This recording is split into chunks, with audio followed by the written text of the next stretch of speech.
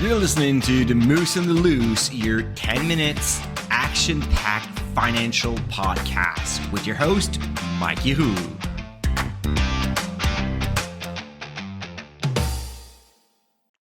Hey, what's up, Market Moose? Mike from The Moose on the Loose. Happy Thursday. Today is Webinars Day, actually. So if you have not registered yet, we're getting close to 1,500 individuals who registered for the 6 Retirement Upgrades webinar this afternoon. And if you're listening that after this afternoon, don't worry. If you go to retirementloop.ca/webinar, you're going to get to the free replay right away. But if you can attend live, that's 1 p.m. Eastern Time, retirementloop.ca/webinar.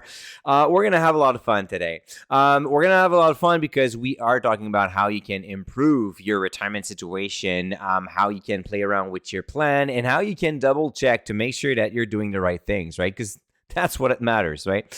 And one thing that is super important is you may have a retirement plan right now, but do you have an income plan?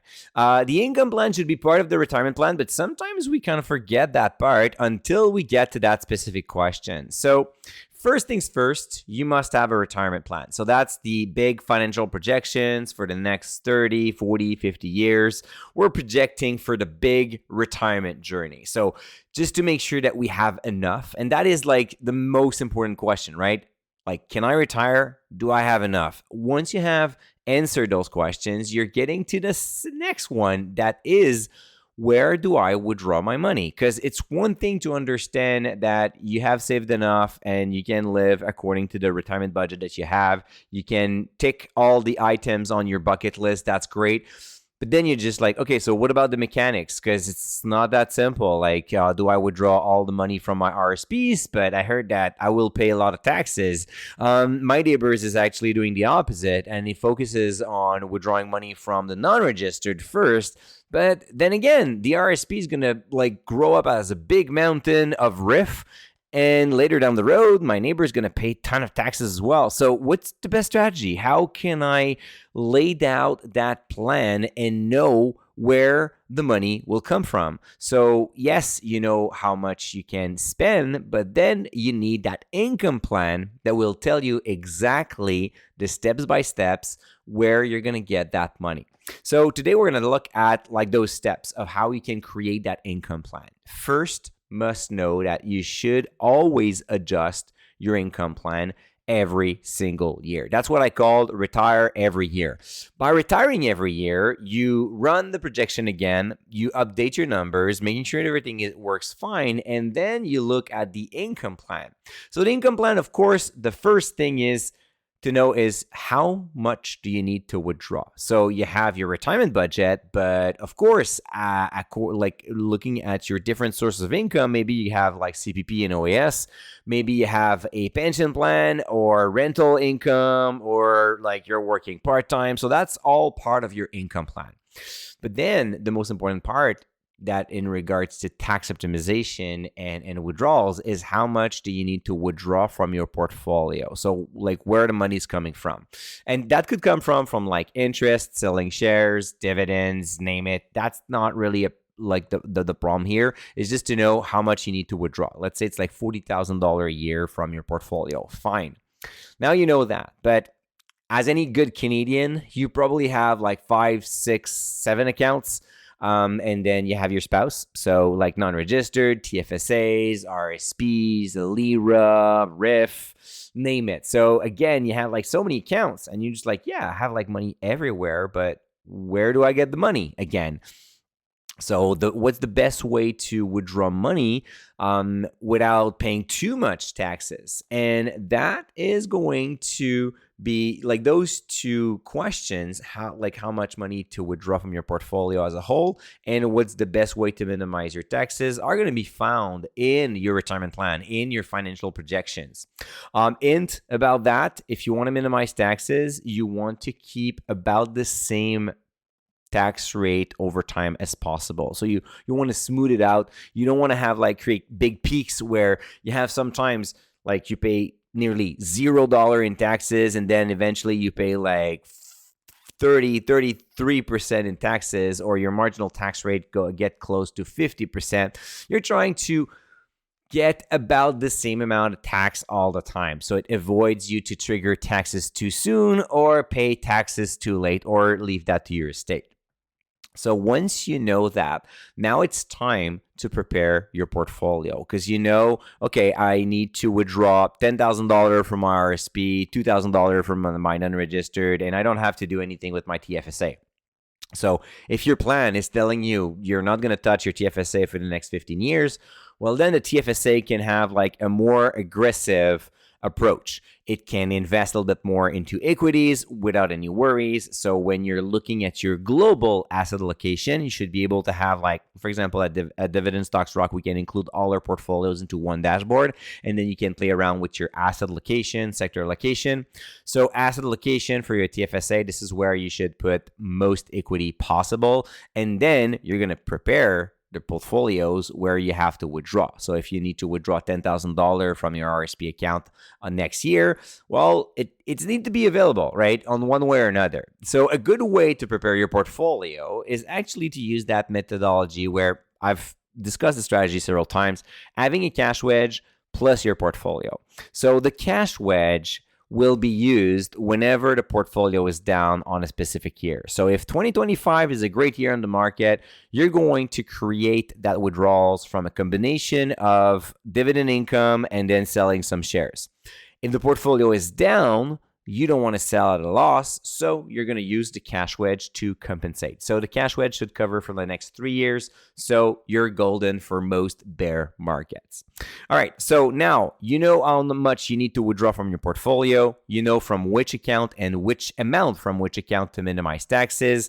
You have prepared your portfolio, so you made a calculation of like how much you're generating in income and dividend from that portfolio, plus whatever is missing, you need that as a cash wedge. So of course, ideal world, you would never touch your capital. But even then, when you think about that, you never touch your capital, but you're going to die at like with $1 million in your bank account that you will not use. I don't know. I prefer to use it. So I don't mind having to sell shares and seeing that portfolio decline over time. As long as it's well planned, there's no risk in that. And then once you have done all of this, you review your portfolio every year. So as I said, on a good year, you would just trim a little bit of your portfolio. So you could sell stocks that should not be part of your portfolio anymore because your investment thesis changed, the metrics are bad, or whatever reason. You can also want to diminish a specific position or a specific sector. And if everything is well rounded and all good, well, then you sell a little bit of everything. It costs a little bit more, so you might want to make sure that you don't pay too much in transaction fees. And then you sell your shares, you replenish your cash reserve, and you keep on going. If you have a RIF where the ultimate goal is to deplete the account, well, that means that you're going to aggressively sell a little bit more shares and having a bigger cash wedge just to make sure that you're always withdrawing money so you can sell on good years and slowly but gradually see this one melting down. A few big pitfall that you want to avoid when you write up your income plan. Well, of course, you don't want to withdraw in a bad year, meaning that you don't want to sell shares when your portfolio is down. That's why you need a cash wedge to avoid this pitfall. The second thing is you want to avoid to withdraw from the wrong account. So that could trigger more taxes.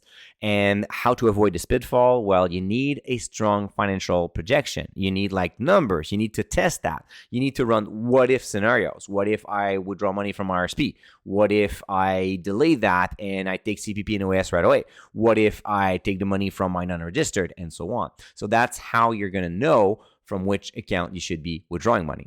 And then finally, you want to do some tax optimization and look at the estate. So how much you're going to leave to your children, to your heirs. So that's super important. And also, can you plan some gifts along the way?